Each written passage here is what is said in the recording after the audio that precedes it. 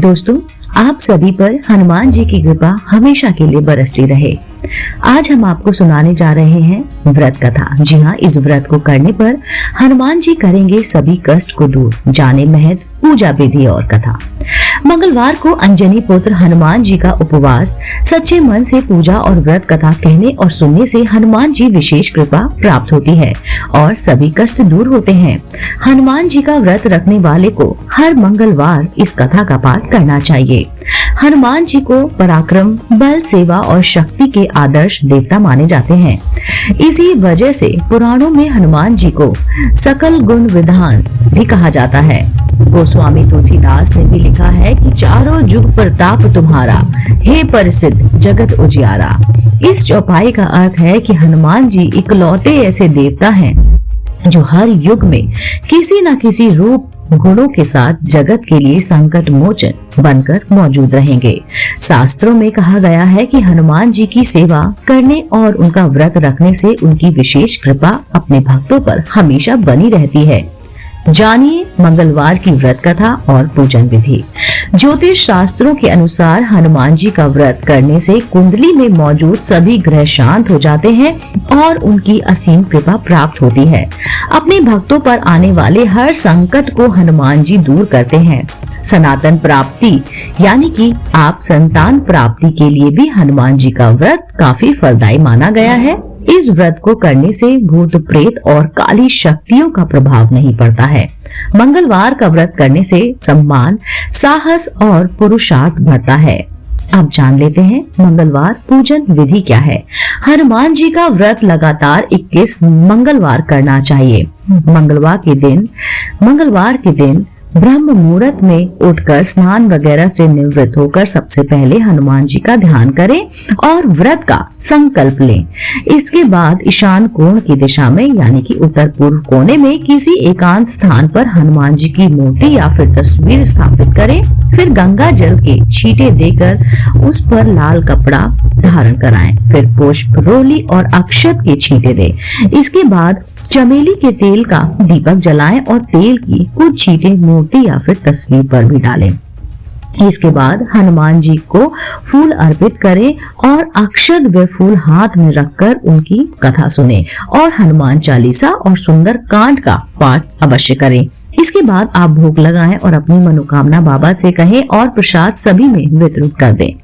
अगर संभव हो सके तो दान जरूर करें। शाम के समय भी हनुमान मंदिर जाकर चमेली के तेल का दीपक जलाएं और सुंदर कांड का पाठ करें और उनकी आरती करें।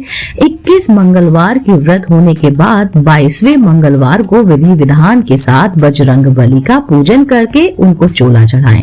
इसके बाद 21 ब्राह्मणों को बुलाकर उन्हें भोजन कराएं और क्षमता के अनुसार उनको दान दक्षिणा दें। चलिए दोस्तों, अब सुन लेते हैं मंगलवार की व्रत कथा। एक समय की बात है, एक ब्राह्मण दंपति प्रेम भाव से साथ साथ रहते थे, लेकिन उनकी कोई संतान न होने के कारण वे काफी दुखी रहते थे। ब्राह्मण हर मंगलवार को वन जाकर हनुमान जी की पूजा करने जाता था और संतान की कामना करता था। ब्राह्मण की पत्नी भी हनुमान जी की बहुत बड़ी भक्त थी और मंगलवार का व्रत रखती थी। वह हमेशा मंगलवार के दिन हनुमान जी का भोग लगाकर ही भोजन करती थी। एक बार व्रत के दिन ब्राह्मणी भोजन नहीं बना पाई, जिससे हनुमान जी को भोग नहीं लग सका। तब उसने प्रण किया कि वह अगले मंगलवार को हनुमान जी को भोग लगाकर ही भोजन करेगी। वह 6 दिन तक भूखी प्यासी रही और मंगलवार के दिन व्रत के दौरान बेहोश हो गई। ब्राह्मणी की निष्ठा और लगन को देखकर हनुमान जी बहुत प्रसन्न हुए और आशीर्वाद के रूप में एक संतान दे दी और कहा कि यह तुम्हारी बहुत सेवा करेगा। संतान पाकर ब्राह्मणी बहुत प्रसन्न हुई और उसने बालक का नाम मंगल रखा। कुछ समय के बाद जब ब्राह्मण घर आया तो घर में बच्चे की आवाज सुनाई दी और अपनी पत्नी से पूछा, आखिर ये बच्चा कौन है? ब्राह्मणी की पत्नी ने कहा कि हनुमान जी ने व्रत से प्रसन्न होकर अपने आशीर्वाद के रूप में यह संतान हम दोनों को दी है। ब्राह्मण को अपनी पत्नी की इस बात पर विश्वास नहीं हुआ। एक दिन जब ब्राह्मणी घर पर नहीं थी तो ब्राह्मण ने मौका देखकर बच्चे को कुएं में गिरा दिया। जब ब्राह्मणी घर लौटी तो उसने मंगल के बारे में पूछा। तभी पीछे से मंगल मुस्कुराता हुआ आया और ब्राह्मण बच्चे को देखकर आश्चर्यचकित रह गया।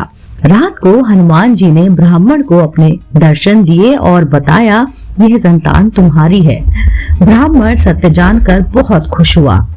इसके बाद ब्राह्मण दंपत्ति प्रत्येक मंगलवार को व्रत रखने लगे। शास्त्रों के अनुसार जो भी मनुष्य मंगलवार व्रत को और कथा पढ़ता है या फिर सुनता है, उसे हनुमान जी की विशेष कृपा प्राप्त होती है।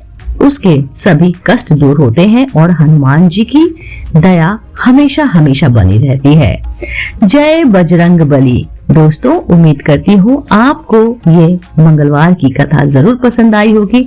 अगर आप ऐसे ही धार्मिक पौराणिक कहानी कथाएं सुनना पसंद करते हैं तो आप मेरे चैनल आध्यात्मिक कहानियों को तुरंत से लाइक कीजिए, शेयर कीजिए और सब्सक्राइब कीजिए। मैं आपको मिलती हूँ जल्दी से चैनल पर नई रोचक जानकारी और कहानी के साथ। आप देख रहे थे आपका अपना पसंदीदा YouTube चैनल आध्यात्मिक कहानियां।